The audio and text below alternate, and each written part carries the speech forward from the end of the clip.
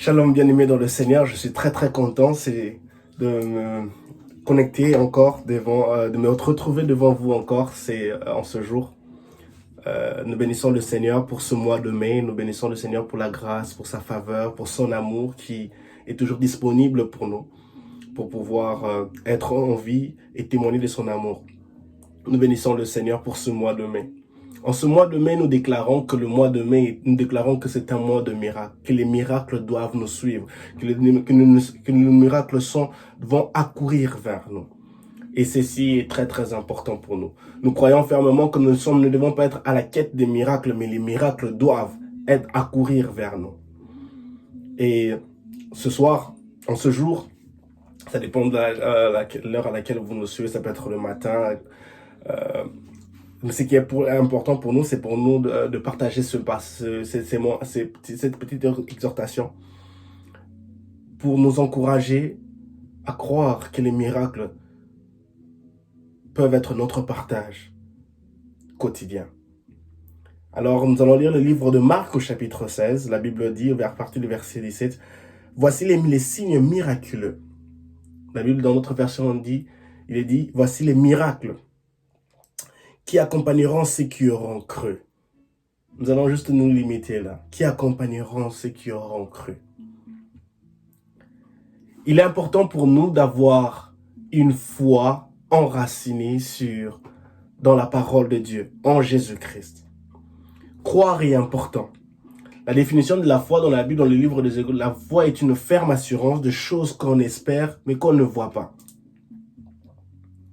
Alors, sur ce, Jésus ici dit, voici les miracles qui accompagneront ceux qui auront cru.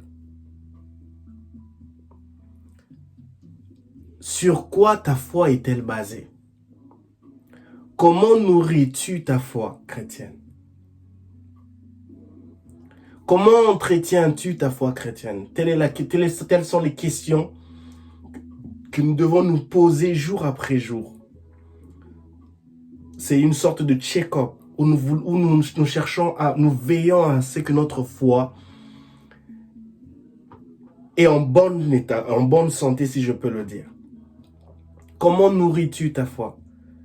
Oh non, je suis tellement occupé avec le boulot, je n'ai pas le temps pour aller à l'église, je n'ai pas le temps pour méditer. Ce sont ces genres des excuses qui affaiblissent notre foi chrétienne. Je ne suis pas un super chrétien, moi qui vous parle. Je suis aussi occupé dans plusieurs occupations, mais j'ai fait de mon mieux pour entretenir ma foi chrétienne. La Bible dit que la foi vient de ce qu'on entend et ce qu'on entend vient de la parole de Dieu. Comment entretiens-tu ta foi? Comment nourris-tu ta foi? Comment solidifies-tu ta foi chrétienne? La foi chrétienne est tellement importante parce que c'est partant de là que tout nous sera accordé, que nous serons en mesure d'obtenir ce que nous prions, ce que nous espérons d'obtenir, les désirs de nos cœurs. La foi vient de ce qu'on entend et ce qu'on entend vient de la parole de Dieu. La foi est une ferme assurance de choses qu'on espère mais qu'on ne voit pas. Il est important pour toi, mon frère, pour toi, ma sœur, d'entretenir ta foi chrétienne, de faire de ton mieux, de te discipliner, d'entretenir ta foi chrétienne. La Bible dit, nous parle de l'histoire de Daniel. Daniel avait une routine quotidienne où à une certaine heure, il allait dans sa chambre prier. Sa routine quotidienne s'est imposée, faisait partie de sa personnalité.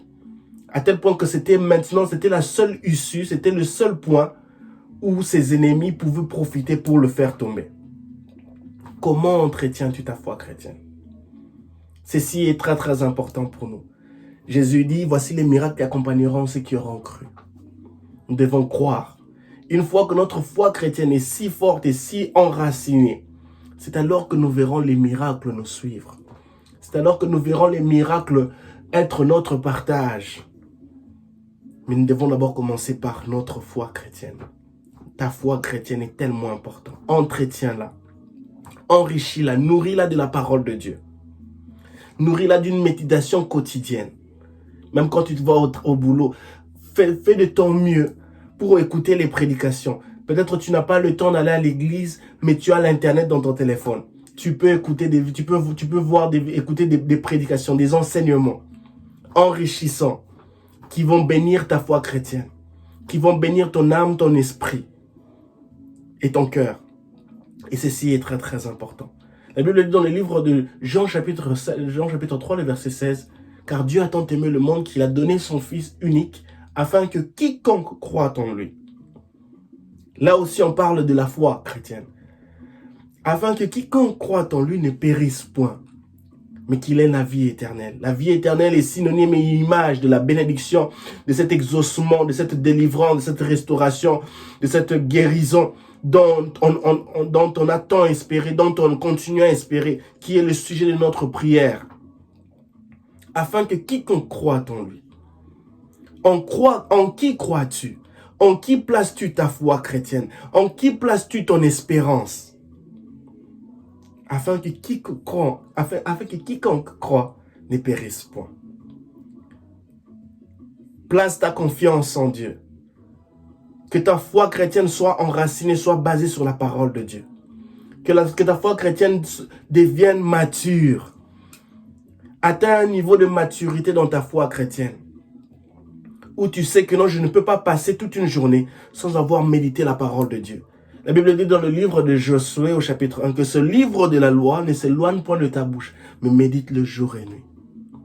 Tu veux voir les miracles t'accompagner? Tu veux voir les miracles être ton partage? Ta foi chrétienne. Tu dois d'abord commencer par ta foi chrétienne. Elle doit être si solide, elle doit être si enracinée dans la parole de Dieu. La Bible dit, voici les miracles qui accompagneront ceux qui auront cru. En mon nom, ils chasseront les démons. Ils parleront des langues nouvelles. En mon nom, ils chasseront les démons.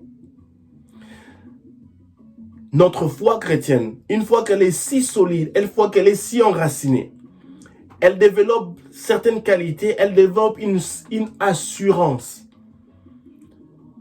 qui est basée, qui est tirée de la puissance de l'œuvre de la croix de Golgotha, qui nous donne autorité sur toutes les principautés de ce monde, sur toutes les choses, sur toutes les attaques de l'ennemi, sur toutes les principautés ou autorités ténébreuses, maléfiques qui peuvent s'élever contre nous, qui peuvent s'élever sur notre chemin contre nous. Et ceci est très très important pour nous de comprendre cela. Que la foi chrétienne, notre foi chrétienne, nous devons veiller, nous devons nous enraciner, nous devons veiller sur notre foi chrétienne. C'est alors que si notre foi chrétienne est suffisamment solide, nous serons surmontés toutes les flèches entravées de l'ennemi. Il dit, en mon nom, ils chasseront les démons. En mon nom, ils parleront de nouvelles langues. Mais tout commence par la foi. Tout commence d'abord par ceux qui auront cru. Croire en Dieu. Crois encore. Crois en Dieu. Continue à croire en Dieu. Continue à veiller sur ta foi chrétienne. Et des grandes choses se réaliseront dans ta vie. La bénédiction de Dieu sera ton partage. La bénédiction de Dieu sera ton partage de chaque jour. Et Dieu te fera abondamment du bien. Tu veux voir des bénédictions, tu veux voir les miracles t'accourir, les miracles être ton partage? Crois en Dieu. Crois en Dieu. Croire en Dieu. Ça, c'est très, très important. Heureux l'homme qui ne marche pas sur la voie de méchants. Ne t'attache pas à des personnes qui détruisent ta foi chrétienne. Qui intoxiquent ta foi chrétienne. Enrichis ta foi. Nourris ta foi chrétienne. Et c'est alors que tu verras les bénédictions. Des grandes choses. Suivre. Bénir ta vie, l'accomplissement de ces choses dont tu as tellement attendu. Et c'est ma prière pour nous, au travers de cette petite exhortation, que nous puissions être bénis, que les miracles soient notre partage, que les miracles puissent accourir vers nous. Le verset 18 dit, « Ils saisiront des serpents venimeux, et s'il leur arrive de boire un poison mortel, cela ne leur causera aucun mal. Ils imposeront les mains à des malades, et ceux-ci seront guéris. » Ça, c'est ce que la parole de Dieu nous dit. Et tout ça commence par ceux qui auront cru. Lorsque ta foi est placée en Christ Jésus, Lorsque ta foi, lorsque tu atteins, j'ai défini la confidence comme un niveau élevé de la foi. Ça, c'est ma définition de la confidence. Je suis confident. Tu seras confident ou confidente lorsque déjà ta foi chrétienne a un niveau élevé, où tu espères même quand il n'y a pas il y a rien à espérer, il y a rien qui peut te convaincre de continuer à espérer. C'est ça la confidence pour moi. Un niveau excessif de la foi chrétienne. Et ça, c'est très très important pour nous de continuer à espérer, d'avoir une foi solide et ferme, enracinée dans la parole de Dieu. Et la Bible dit, ils saisiront des serpents venimeux, qui est image des problèmes, des difficultés. Et aux yeux des hommes, une personne qui saisit des serpents venimeux, qui ne leur fait, qui peuvent leur mordre, mais ces personnes qui saisissent ces serpents venimeux, rien ne leur arrive. Aux yeux des hommes, ça ce sont des réalisations extraordinaires et qui se définissent comme des miracles. Des problèmes peuvent venir accourir vers nous. Où on se pose la question, où les gens même de l'extérieur, les gens qui nous voient traverser des vallées de l'ombre de la mort s'étonnent, se disent mais c'est fini pour lui. Mais gloire à Dieu, parce que heureux que nous sommes, les miracles sont en train de nous accompagner. Ces choses doivent arriver, puisque notre foi chrétienne est placée en Jésus-Christ, en l'œuvre de la croix de Golgotha. Et maintenant, cette foi chrétienne, elle est si développée, elle a un niveau excessif, à tel point que même les serpents venimeux qui nous attaquent ne peuvent rien nous faire, ne peuvent pas nous détruire, ne peuvent pas nous tuer. Et la Bible dit encore, cela ne leur causera aucun mal. En ce mois de mai, les problèmes, les difficultés, les défis, les hauts et les bas ne nous causeront aucun mal. Puisque nous croyons en Christ Jésus, puisque notre foi chrétienne est enracinée dans la parole de Dieu, puisque nous croyons en l'œuvre de la croix de Golgotha, rien ne nous arrivera en ce mois de mai. La Bible dit, ils imposeront les mains aux malades et ceux-ci seront guéris. Les miracles nous accompagneront puisque nous croyons en Christ Jésus. Tu veux voir les miracles prendre place dans ta famille? Crois. Tu veux voir les miracles vivre pour être le partage de ta maison? Crois. Tu veux voir les miracles dans tes relations, dans tes finances? Crois. Crois en Christ Jésus. Crois en Dieu. Crois au Seigneur Jésus-Christ et tu seras sauvé, toi et ta famille. Ça, c'est ce que l'apôtre Paul a dit. Crois au Seigneur Jésus-Christ et tu seras sauvé, toi et ta famille. Tu veux voir les miracles sauver les membres de ta famille, sauver ton ministère, sauver tes relations, sauver tes finances? Crois au Seigneur Jésus-Christ et tu seras sauvé, toi et ta famille. Voici les miracles qui accompagneront ceux qui auront cru.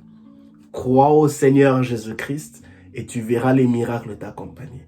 Crois au Seigneur Jésus-Christ et tu verras les miracles enrichir tes finances, prendre place dans tout ce que tu fais. Crois au Seigneur Jésus-Christ et tu seras sauvé, toi et ta famille. Tu seras sauvé dans toutes tes occupations. Tu seras sauvé, tu seras une machine de bénédiction. Tu vivras les bénédictions de Dieu dans tes entreprises, dans toutes tes entreprises. Mais commence d'abord par à veiller sur ta foi chrétienne.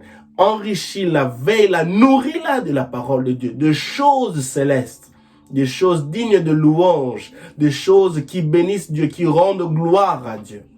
Et c'est alors que tu seras un témoignage, que les témoignages accourront vers toi à cause de ces miracles qui sont ton partage, qui seront ton partage quotidien dans le nom puissant de Jésus. Que Dieu vous bénisse abondamment.